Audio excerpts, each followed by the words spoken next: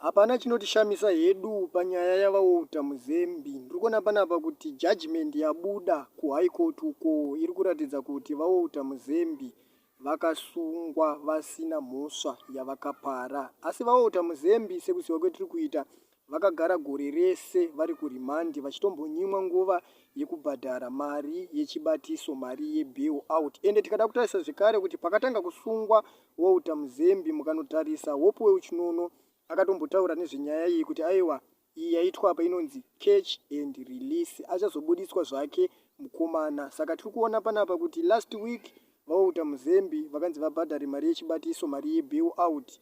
Nhasi vabva vadzokera kumatare edzimhosva kekutanga vachibva kumba vakasvika kumatare edzimhosva kukapiwa judgment inoratidza kuti vakasungwa vasina mhosva yavakapara, kureva kuti vaouta muzembi kutaura kuno havasisiri musungwa munyika yeZimbabwe.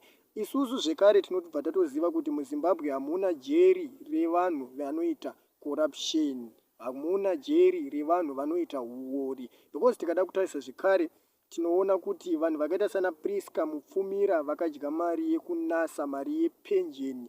Pavakasungwa vachiendeswa kumatare edzimhosva takambonzwa pakudedzerwa kunzi pfungwa dzavo hadzisi normal, vane kakupenga kavari kuita. Nyaya yacho ikangotsikwa-tsikwa ikazongopera yakadaro.